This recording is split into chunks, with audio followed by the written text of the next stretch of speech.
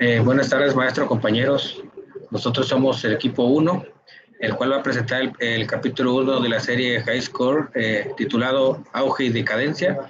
El equipo está conformado por Sánchez González Juan Antonio, Vega Hernández Alejandro y un servidor, Solano García Alejandro.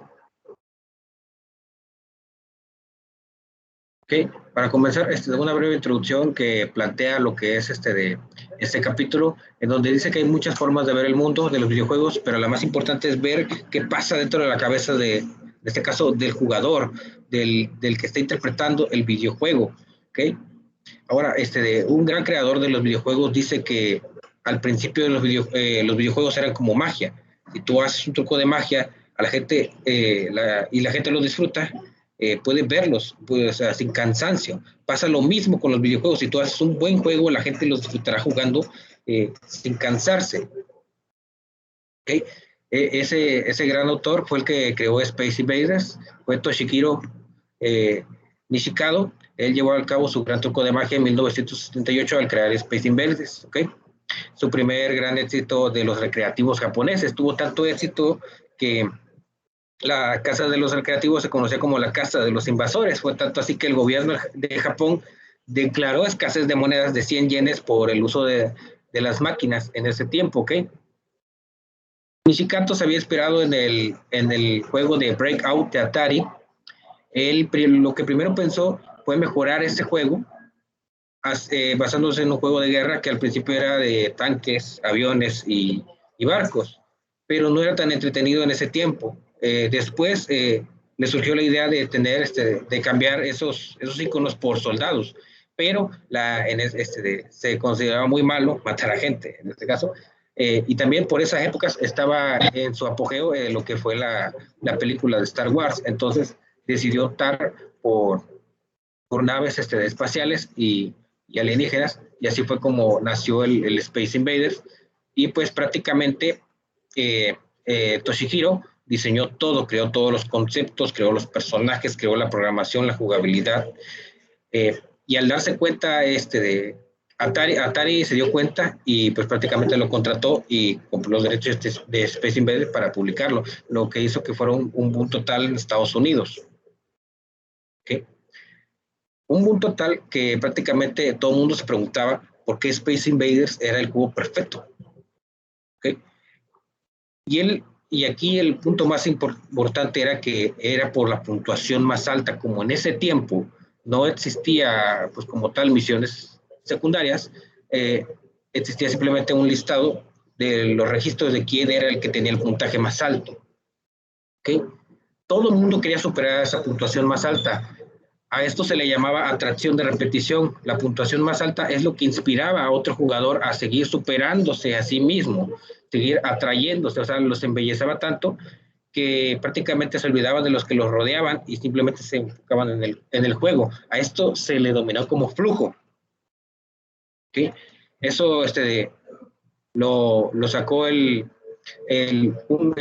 psicólogo húngaro-americano, Mihaly, que descubrió que, bueno, describía que el flujo lo tienen los artistas, lo tienen los músicos, lo tienen hasta nosotros como jugadores, ¿ok? Es aquella actividad que debe ser divertida, debe ser adecuada, con desafíos, con un conjunto de reglas claras, objetivos y resultados concretos, o sea, prácticamente pone tus habilidades al límite y te hace perder el tiempo, te la pasas a lo grande, así es como él lo describía el flujo. ¿Okay? Y pues prácticamente en ese tiempo la televisión, que era que un medio de ingresos pasivos, se volvió como un medio de ingresos activo. Y Space Invader causó la revolución de los videojuegos, siendo así uno de los pioneros en convertir los videojuegos en negocio. Tanto fue su auge que fue generando millones de dólares por parte de Nishikato, ¿okay? En las arcadias, ¿okay? En los recreativos. Tanto fue así que en solo 2 años este tipo de empresas creció 20,000%, o sea, creció de manera masiva. Pero ¿qué fue lo que pasó? Pues prácticamente, como lo venían comentando con respecto al flujo, con respecto a los jugadores, fueron creciendo. Como en ese tiempo no había nada que hacer, también todos los jugadores, los universitarios, los niños, se las pasaban en los recreativos, que se volvieron, se fueron creando jugadores mejores, fueron venciendo al sistema. Tanto fue el caso particular de Grace, el chico que aparece aquí, un chico de California, que solamente con 25 centavos pudo jugar durante muchas horas en una sola consola, en una sola partida. ¿Okay? Aquí empezamos aquí va a empezar una serie de acontecimientos resaltantes en este capítulo que los va a representar de mi compañero Juan Antonio. Bueno, un par de detalles también a resaltar acerca de los videojuegos como negocio era que, así como mencionaba mi compañero Solano, los videojuegos antes no tenían tantos elementos, era algo bastante simple con lo cual te podías entretener muy fácilmente. Después de Space Invaders, como había mencionado, se creó el sistema de puntaje, ¿no? Entonces eso creó el primer aliciente para los jugadores de esa época, que era batir el puntaje más alto. Con el tiempo se empezó a darse cuenta de que efectivamente pues estaban funcionando como negocio, porque todos querían jugar pues en ese momento, pues por ejemplo a los Space Invaders, que fue prácticamente el primer videojuego que se hizo así un auge muy, muy grande. Y esto de los videojuegos como negocios también se proliferó porque empezaron las primeras competencias de videojuegos en su momento. Estas competencias se llevaron allá por los 80 y se realizaban en los centros comerciales debido a que eran los lugares en donde más gente pues se conglomeraba, ¿no?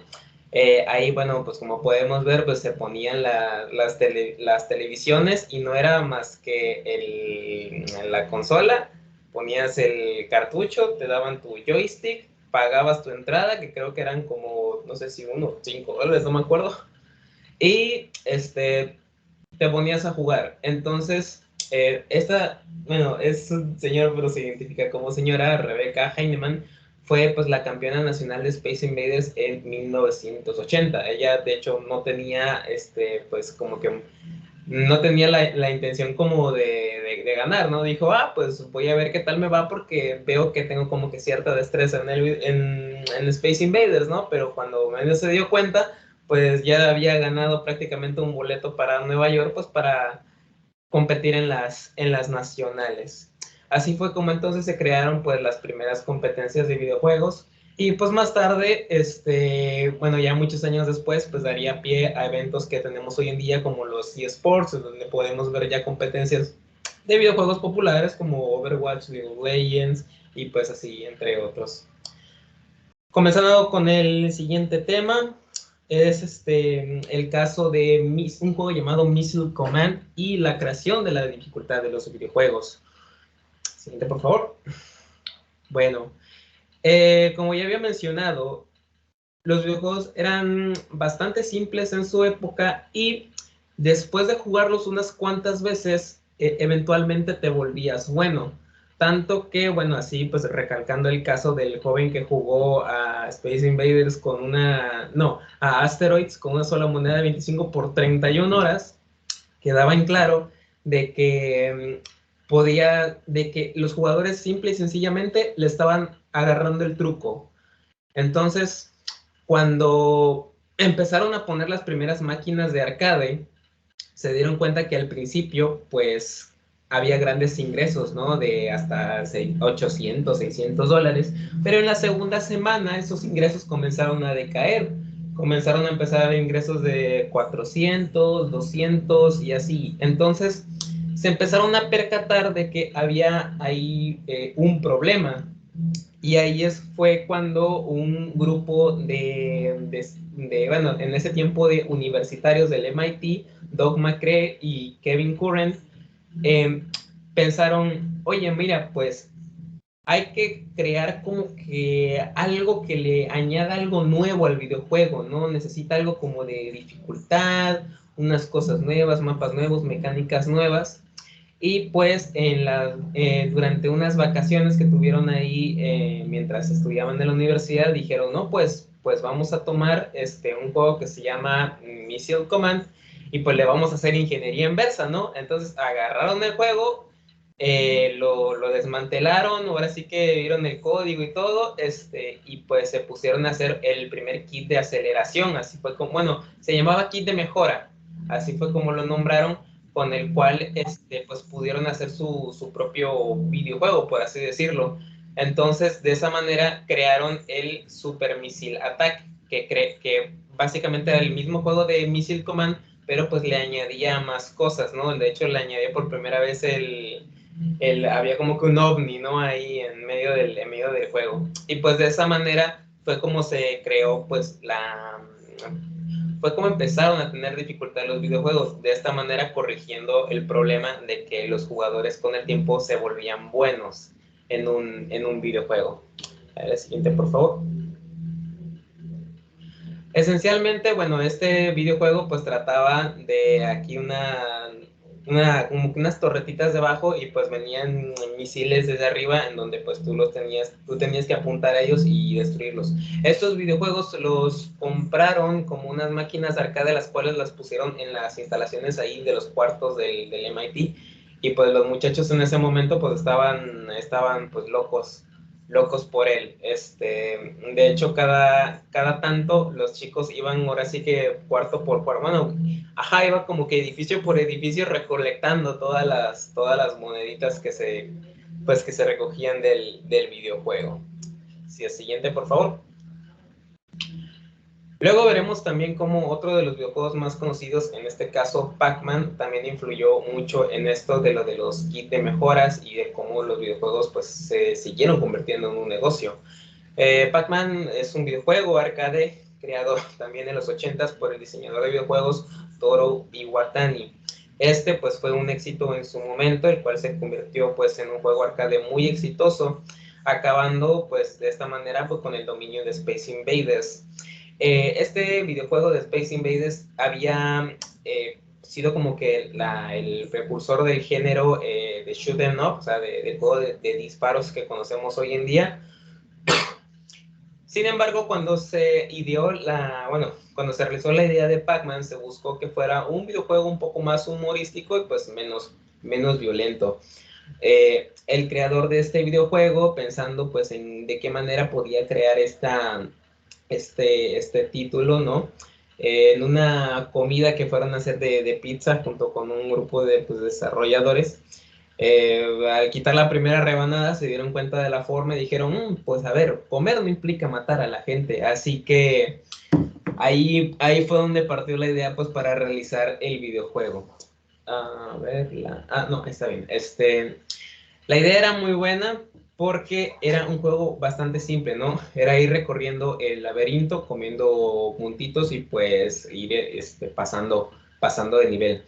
De hecho, pensaron que en Japón iba a ser iba a ser bastante bien recibido y que en Estados Unidos no, pero al final de cuentas, de hecho, el país en donde se volvió más popular fue en Estados Unidos. Otro detalle muy importante de la cual por qué se creó este videojuego era porque en su momento los salones de videojuegos que existían en ese momento eran prácticamente constituidos por hombres nada más, ya que aparte de que eran unos lugares muy oscuros, que nada más había puros hombres, olía raro y estaba pues así, les digo, no sé, como que había mucho friki en esa época, solo que así no los conocían. Se dieron cuenta que había un problema porque dijeron, el mercado está constituido nada más de hombres, debemos buscar una manera pues, de atraer a las mujeres, ¿no? Y pues fue por eso que pues el señor Iwatani dijo, pues ahora sí que esta idea pues de aquí de andar comiendo ahí puntitos y fantasmitas pues a lo mejor sí atrae a las mujeres. Y sí, en efecto, en el mercado estadounidense pues a las mujeres les encantó mucho y pues es por eso que también se volvió un juego muy popular. De esa manera pues ampliando el mercado bastante. Este videojuego, siguiente por favor. Este videojuego fue el objetivo perfecto para los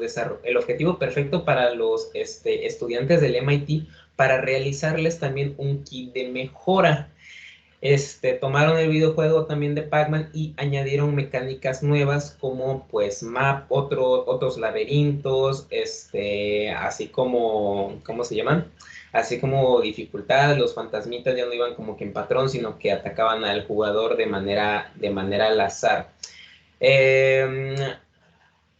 ciertas partes de la historia que aquí ahorita contaré como que son un poco desfasadas, porque de hecho el capítulo en sí tiene unos saltos en acontecimientos que hicieron un poco difícil darle una estructura al video, pero uno de esos acontecimientos fue que Atari le encargó a este equipo de desarrolladores crear pues una mejora para el juego de Pac-Man, y de esa manera se terminó creando a Miss Pac-Man, la cual pues era el mismo juego de Pac-Man, pero pues ahora ahí como que su icono representativo pues ahora era una Pac-Man, no una mujer.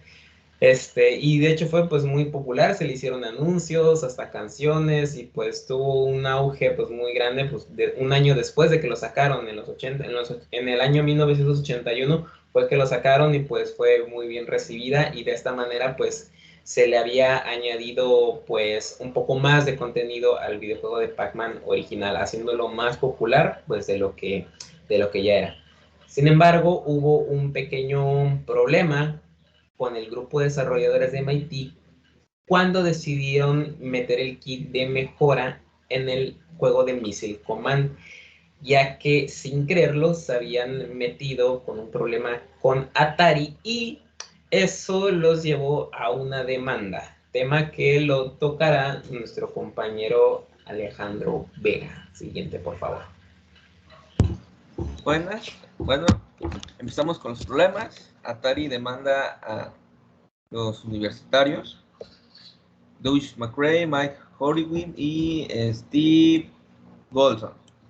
Esto fue porque modificaron Missile Command, llamándolo Super Missile Command, y fue porque, pues, técnicamente, pues, como se mencionó anteriormente, fue porque ahora sí que tenía bajas en ingresos, porque ya los jugadores tenían mejores habilidades, y se decidió modificar para así otra vez tener un buen ingreso, o sea que los jugadores tuvieran más intentos y gastaran más dinero. La demanda pues a los universitarios fue de una suma de $15 millones, y los universitarios decidieron volver a modificar el código. Atari, pues, por su parte, alegó la violación y derechos de autor, dilución a la marca registrada y tergiversación del origen. Entonces, los universitarios, pues, decidieron transformar el código,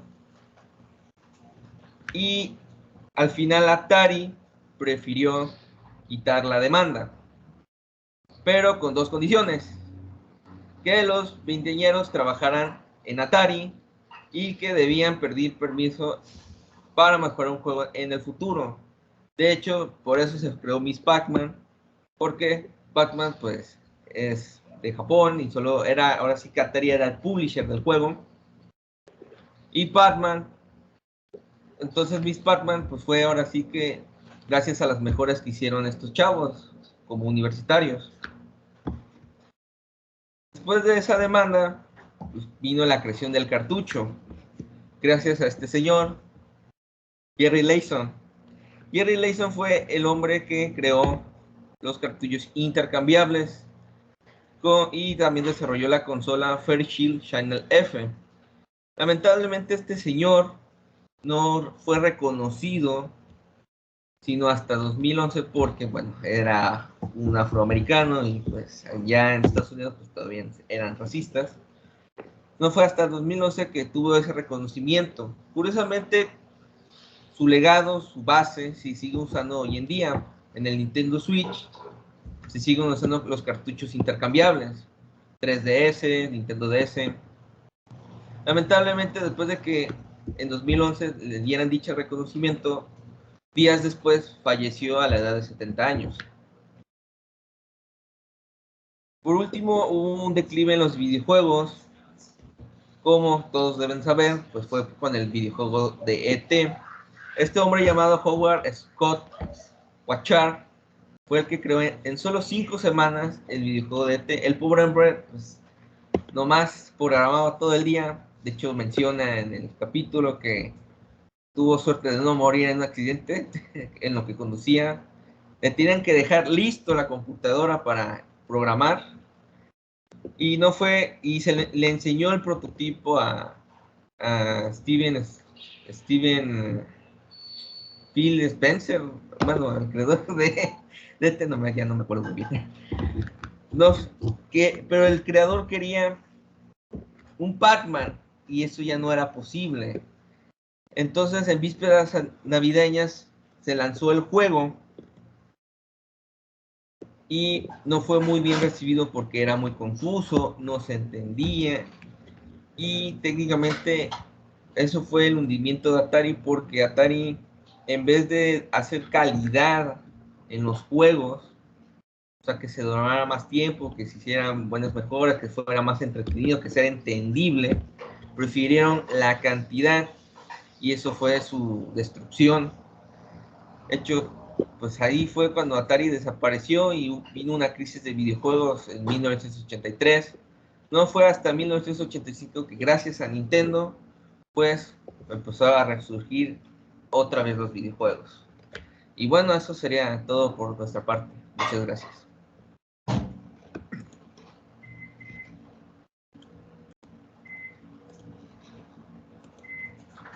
Bueno, muchísimas gracias. Sí, creo que tocaron todos los temas importantes. La parte de los kits de mejora era algo muy importante porque precisamente corrieron en términos ilegales. Y no recuerdan qué terminó esa demanda. Me parece que al final terminó no procediendo, porque como tal, aunque sí infringieron derechos de autor, realmente no había leyes en ese entonces para qué hacer en caso de que alguien pudiera modificar un juego, y aparte era un kit de mejora, lo que significaba que realmente eran unos chips que tú tienes que cambiar la tarjeta para que pudieras hacer esa mejora. Entonces no hicieron algo totalmente ilegal, en el sentido de que yo tenía que tener el juego original para poder modificarlo. No era como que una copia pirata del juego. Y por otro lado, pues en ningún lado decía que yo no podía cambiar o modificar el juego, ¿no? Entonces, fue que yo recuerdo fue una demanda legal bastante larga, en el sentido de que incluso los mismos leyes de Estados Unidos se quedaron como que, ¿cómo aplica esto, no? O sea, ¿qué va a pasar aquí? Ya no supe qué pasó con esa demanda, me quedé, creo que les pusieron una multa grande, algo así, no recuerdo qué pasó. Lo que Pero recuerdo que pasó es que quedaron en un acuerdo y dijeron, a ver, en primera dos cosas nada más, nos tienen que pedir permiso para si quieren hacer otro kit de mejora, y segundo, los terminaron contratando para que trabajaran para ellos, porque sí, el kit de mejora les convenía para que siguiera el jugador pues gastando dinero pues en las máquinas de arcade. no, y no solamente eso, o sea, realmente el juego se siguió vendiendo gracias a kit de mejora. O sea, era un juego que lo lanzaron al mercado, lo pones en tus arcadias. La primera semana, puta, de éxito, te da muy buen rendimiento en cuanto a dinero. Pero la segunda, tercera, cuarta semana te va dando menos rendimiento porque los jugadores ya no empiezan a jugarlo tanto o ya agarraron mucha habilidad y con una sola moneda se están mucho tiempo. Y entonces, ¿qué sucede? El juego ya va de salida, aunque tú lo compres de segunda mano, porque era común que las arcadias grandes revendían los juegos que ya no querían a las tiendas chiquitas o a los negocios chiquitos, y ellos los compraban, ¿no? Pero aunque tú tuvieras el juego de segunda mano, ya era un juego que los jugadores ya lo conocían y entonces ya no te daban las mismas ganancias. Y entonces tú comprabas el juego de segunda mano o el juego nuevo si tú querías, y le ponías aquí de mejora y era un juego completamente nuevo que desde la primera semana te estaba dando unas buenas ganancias porque tenía un nivel de dificultad alto, ¿no? O sea, volví a tener ese detalle de que el jugador perdía rápidamente en lo que se acostumbraba al juego. Pero una vez que el jugador ya agarraba habilidad con el juego, olvídate, con una moneda se estaban años ahí, ¿no? Bueno, no años, pero sí muchísimo tiempo. Una eternidad para los creadores de arcadias, porque ellos buscaban eso, que fueran comerciales. Bueno, muchísimas gracias. Vamos con el otro equipo, porque si no nos da tiempo. Pues yo creo que sí nos da tiempo, ¿no? Perfecto. Vamos a poner el segundo equipo. Bueno, estoy compartiendo pantalla. Perfecto. Ok. Adelante. Okay. Bueno, hola, buenas tardes, maestro, compañeros. Nosotros somos el equipo 2 y vamos a presentar o hablar sobre el capítulo 2 de la temporada 1 de High Score, el cual se llama Combat Kid o El sueño de cualquier niño. Los integrantes del equipo, pues, tenemos a mi compañero Alexis Magdaleno, Gabriel Escobar y pues, su servidora Valeria Vargas. Bueno, yo les hablaré un poco sobre de qué trata. Bueno, para empezar, el humilde comienzo de la gran compañía Nintendo, que todos conocemos, se remonta a 1889, cuando Fusahiro Yamauchi, está un poquito difícil, empezó a vender pues cartas japonesas, estas también llamadas Hanafuda. Con esto se volvió un gran éxito con estas simples cartas, pero pues no se quedó hasta ahí. Obviamente él quiso innovar, quiso expander lo que es su catálogo como empresa y pues empezó a expander lo que era su catálogo. Empezó a incluir juguetes, juegos mecánicos de carnaval, arcades y algunos juegos pues recreativos. Siguiente.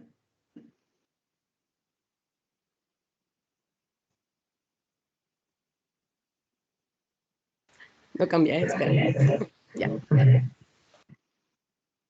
Bueno, como todos sabemos, Nintendo pues es japonés. Bueno, obviamente Nintendo era un éxito en Japón, pero pues no había podido incursionar en el mercado americano. El primer juego con el que intentaron esto fue pues con el Radar Scope. Este juego era muy parecido al Space Invaders y entonces obviamente al tener Space Invaders no fue tan relevante, no tuvo ese gran impacto y pues básicamente fue un rotundo fracaso. Pero esto no evitó que Nintendo mandara muchas de estos arcades, como podemos ver en la imagen, a Estados Unidos. ¿Qué los orilló a hacer esto? El rotundo fracaso de Radar Scope los llevó a tener que lanzar un nuevo juego en estos mismos arcades, en estas mismas hardware, en estas mismas bases, el cual fue Donkey Kong. Este juego fue, obviamente, como todos sabemos, un éxito, tanto que le hicieron dibujos animados que los transmitían pues, los sábados por la mañana. De verdad, hasta el día de hoy se conoce el éxito de Donkey Kong y es uno de los juegos más icónicos y clásicos y de ahí nace una de las estrellas de Nintendo, o tal vez el más reconocido de todos, como lo es Mario. Bueno, en sus 2 primeros años recaudó más, para ser exactos, más de 280 millones de dólares. Obviamente fue un impacto muy grande y desde ahí empezó lo que fue pues el dominio de Nintendo en esta época en lo que fue Estados Unidos. Siguiente, por favor. Bueno, a pesar de que sus 2 primeros años tuvo un gran éxito, que en Nintendo, en 1983 hubo un colapso en cuanto a arcade con las consolas domésticas. ¿A qué llevó esto Nintendo? Nintendo desarrolló lo que fue una consola doméstica llamada Famicom, como podemos ver aquí. Este significa Sistema Informático Familiar. Era un sistema basado en cartuchos, pues estaba conectado a la tele, básicamente. Era un sistema, pues, muy compacto, muy diferente, obviamente, a lo que eran los arcades, que eran unas cajotas enormes. Eh, Este se vendió pues muy bien en Japón, ya que era muy parecido a los arcades, pero pues obviamente como se puede notar es mucho más compacto. El problema de esto es que fue un éxito en Japón, pero los mismos de la compañía Nintendo querían rediseñarlo. ¿Para qué? Para poder incursionar y que tuviera un buen recibimiento para el mercado americano. ¿Qué hicieron con esto? ¿Cómo decirlo? La filial de Nintendo en Estados Unidos lo que hizo fue rediseñarlo. Como podemos ver, el Famicom no era muy bonito a la vista, con esos colores rojos, dorados, no era como muy adecuado a la época, ya que en ese entonces lo más común eran los colores más oscuros, como podemos ver negro, gris, eh, lo que llevó a que se rediseñara para la venta en América, siendo así el diseño del Nintendo NES, que como sabemos significa Nintendo Entertainment System. Este sistema, la idea fue que se lanzara a principio en Nueva York durante las vacaciones de 1985. La estrategia era que si se vendía bien, obviamente en la Gran Manzana, se vendería bien en todos lados. Tal vez no fue un récord de ventas en su momento, no fue como tal un gran impacto, pero sí tuvo su gran demanda en su momento. La verdad fue uno de los éxitos que hasta el día de hoy se recuerdan mucho de Nintendo. Siguiente, por favor. Bueno, como podemos ver, como decía el famoso, los consumidores ya no jugaban videojuegos, jugaban Nintendo. Esto ya era como tal la visión de ese entonces de lo que era la empresa. Siguiente.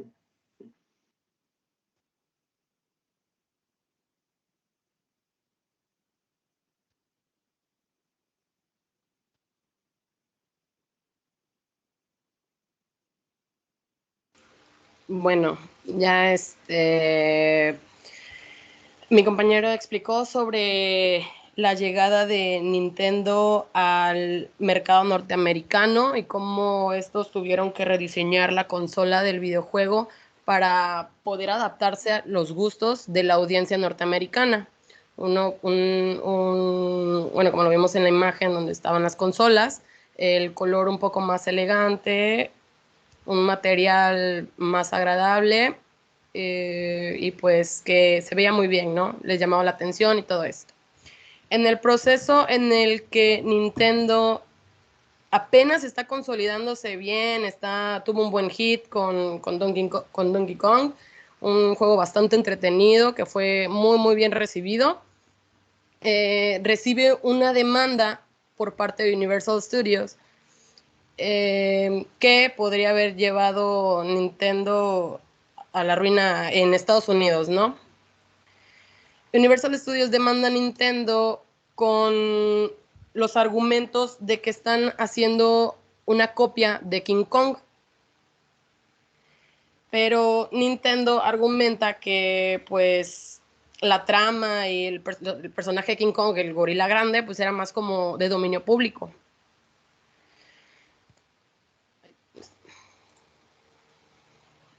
John Kirby fue el abogado encargado en representar a Nintendo en la demanda contra Universal Studios. Él tuvo que hacer un viaje bastante largo, en el capítulo nos comentan todo esto, en el que se puso a investigar, buscando si realmente habían infringido alguna ley de copyright o algo así, pero pues Universal Studios no tenía la patente, por así decirlo, de Kong, de la palabra Kong, porque se había vuelto un sinónimo de decir, o bueno, un sinónimo para decir gorila grande, que fue en lo que se basó todo el caso, logró ganar, de hecho para probar el punto de que no tenía nada que ver con la película, él se encargó de llevar una maquinita con el juego de Donkey Kong. El juez lo jugó y se dio cuenta de que pues realmente sí, no tenía realmente un parecido con la película ni nada. Se da cuenta de que Universal Studios, la verdad, fue un movimiento un poco ruin, de mala fe, para poder acabar con Nintendo, que bueno, como ya ha sido mencionado, era cuando apenas empezaba su boom. Ok, como podemos notar, el apellido del abogado nos resulta bastante familiar, ¿no? Está muy, muy, muy divertido porque gracias, de forma de agradecimiento por parte de Nintendo hacia el abogado defensor, deciden ponerle su nombre a un personaje que, pues bueno, es bastante querido y bastante conocido de Nintendo, de hecho, uno de los principales personajes, que es Kirby. En el capítulo nos dicen cómo tiene cierto parecido el personaje al abogado, pero pues honestamente creo que ya tenían el diseño y el nombre, pues ya les dije, con ganas de darle agradecimientos al señor, pues ya formaba parte de una lista de posibles nombres y ya nada más fue cuestión de decidirse y darse cuenta que efectivamente el nombre pues iba bastante de la mano con lo tierno y adorable del personaje y pues se decide se decide a quedarse con ese nombre. Tanto así que el abogado, pues a forma de broma, dice, no, yo pensaba que a mí no me dijeron nada, voy a llevar esto a asuntos legales, pues dando también una broma a la demanda que tenían, ¿no? Bueno, también el capítulo nos habla sobre un trabajo inventado, porque así lo describen como un trabajo inventado, ya que para poder ser un consejero de Nintendo No necesitabas tener ningún título universitario, ni terminar la escuela, ni nada. Solamente tenías que ser bueno con los videojuegos y tener una muy, muy buena memoria. ¿De qué trataba este trabajo? Bueno, pues eran consejeros de videojuegos que Nintendo reclutó a finales de los 80 por propósitos comerciales y que se mantuvieron en activo por más de 15 años en varias oficinas de Estados Unidos. Estos eran los principales ayudantes de los jugadores de NES, SNES y Game Boy, que todas estas son consolas de Nintendo. Este trabajo pues lo veían como muy, muy cool, ¿no? Bastante moderno y bastante querido en ese tiempo, ya que los consejeros andaban siempre con este tipo de chamarritas que se vean bastante bonitas.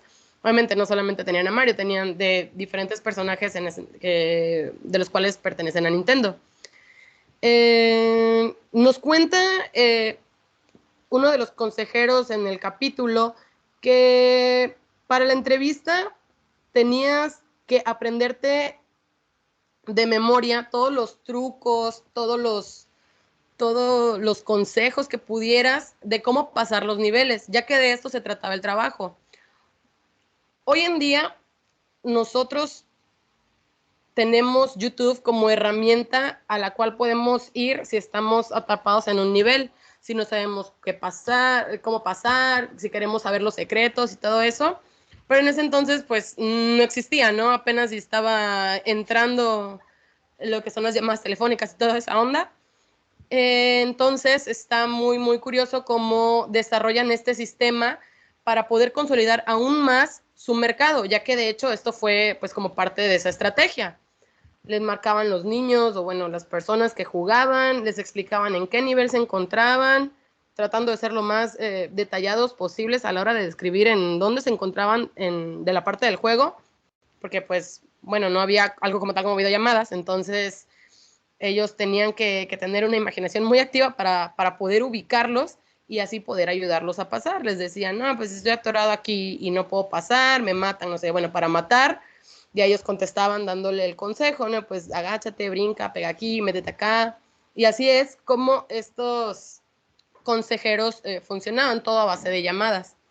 Está muy, muy interesante por parte de Nintendo el haber ofrecido este servicio.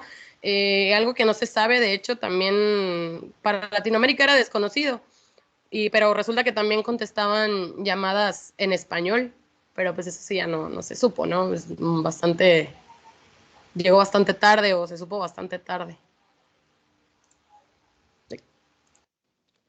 Y bueno, para 1990, que más o menos Nintendo entra en 1982-83 en lo que es Estados Unidos, para 1990 ya era una compañía bastante grande en lo que es Estados Unidos. Y aprovechando todo eso que habían crecido, decidieron hacer como su mundial de Nintendo. De hecho, ¿se le puede explicar, por favor? Ese es el anuncio con el que hicieron, con el que anunciaron en televisión el mundial.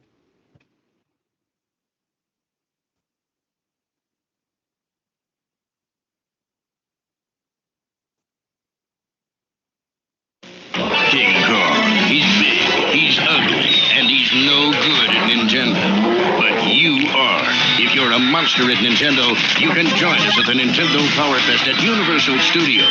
You can compete for incredible prizes, play future games that no one else has played, and meet the Nintendo characters. It's the Nintendo Power Fest, only at Universal Studios Hollywood. Let's show Kong who's really king. Y bueno, una cosa que demuestra también cómo fue creciendo Nintendo es el hecho de cómo pasaron de tener una demanda de Universal a hacer su mundial en Universal. Personalmente, busqué la información exactamente de cómo fue esta relación de estar demandados por Universal a hacer tu mundial en Universal y usar la imagen de King Kong para el comercial. No encontré ninguna sola información viable, o sea, que fuera confiable, pero pues bueno, continúa, por favor, siguiente. Y bueno, a este mundial se le llegó a conocer como los Olímpicos de los videojuegos, las grandes ligas de Nintendo, y pues como les decía, fue una competencia que fue organizada por la propia Nintendo alrededor de varias ciudades de Estados Unidos, 30 en específico. El objetivo era encontrar a los mejores jugadores de Nintendo, según en todo el mundo, pero pues bueno, ¿no? Era solo Estados Unidos. Y se dividía en tres categorías: menores de 11 años, de 12 a 17 años y mayores de 18 años.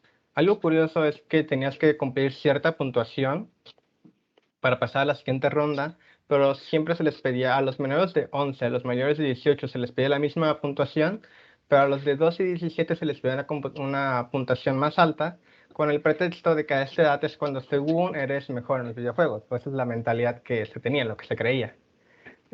Siguiente, porfa. Y bueno, los jugadores competían por 3 días en los fines de semana, en donde resultaban solo 2 finalistas por cada categoría.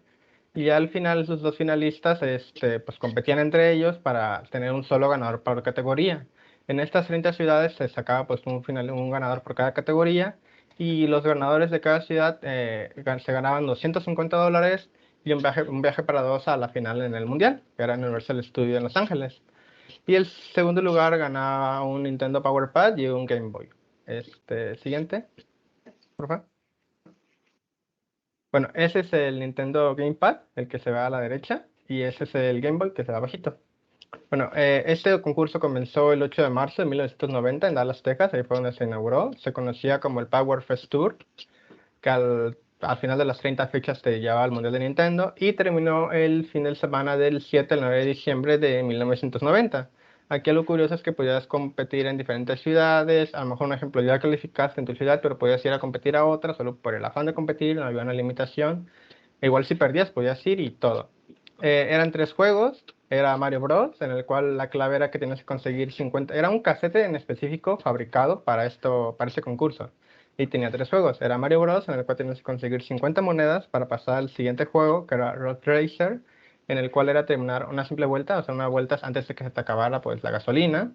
Y al final llegabas a Tetris, que era donde se maximizaba la puntuación. Y todo eso lo tenías que hacer en 6 minutos. Era 6 minutos con 21 segundos, si no me recuerdo, el tiempo que tenías para completar todo lo que era el juego. Y bueno, la clave estaba en encontrar estrategias y trucos para llegar rápido a Tetris, ahí es donde se maximizaba la puntuación. Siguiente, por favor.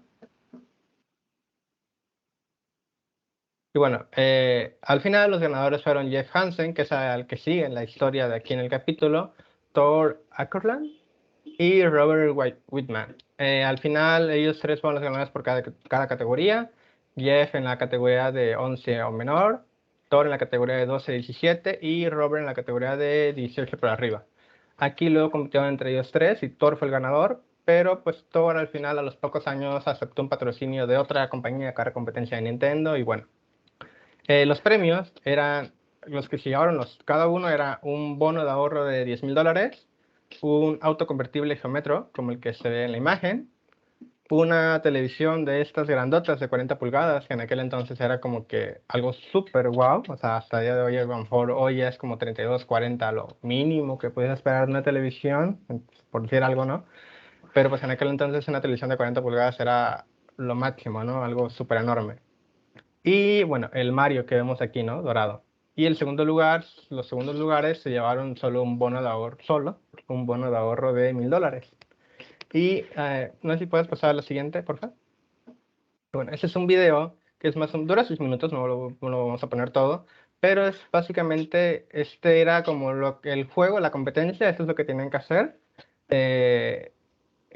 La primera parte que era conseguir 50 monedas en Mario. Y pues la clave era que se iban inventando trucos para hacerlo. Por ejemplo, hay una parte en Mario donde puedes sacar como 6, 7 monedas del mismo bloque.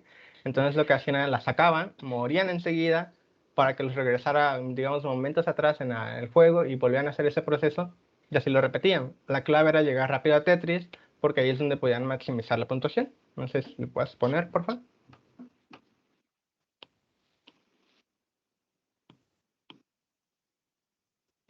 Igual, si quieres puedes irle adelantando poquito a poco y bueno, esa era la clave más o menos. La clave, se les digo, era conseguir las 50 monedas y era donde podías más o menos maximizar la puntuación era en Tetris principalmente.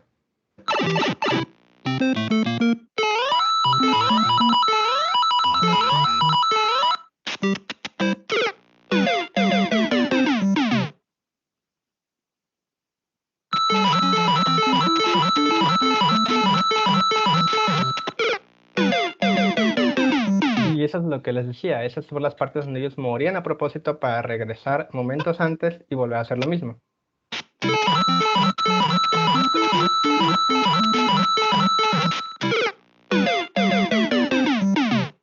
¿No se le puede saltar más o menos a la mitad, por favor? Ese es el Rat Racer. El videojuego que nada más consistía en llegar al final. Y una vez llegando al final, ya podían pasar a lo que era Tetris, donde se dedicaban a maximizar la puntuación.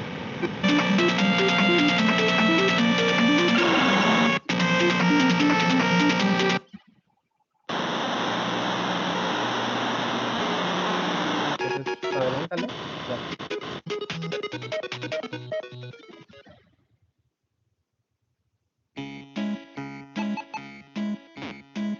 Y pues estos eran más o menos los juegos originales. Y les digo, si lleva más o menos como 6 minutos con 21 segundos. Aquí algo interesante, curioso, es que, por ejemplo, Thor, que fue el ganador en la categoría de 12 a 17 años, llegó a conseguir en los clasificatorios una puntuación de más de 3 millones. Y, o sea, él mismo superó su récord varias veces en estas competencias y clasificatorios. Y fue como el mejor jugador de los tres. Al final también compitió con el ganador de Japón y también le ganó varias veces. Y bueno, eso sería todo de nuestra parte. Muchas gracias.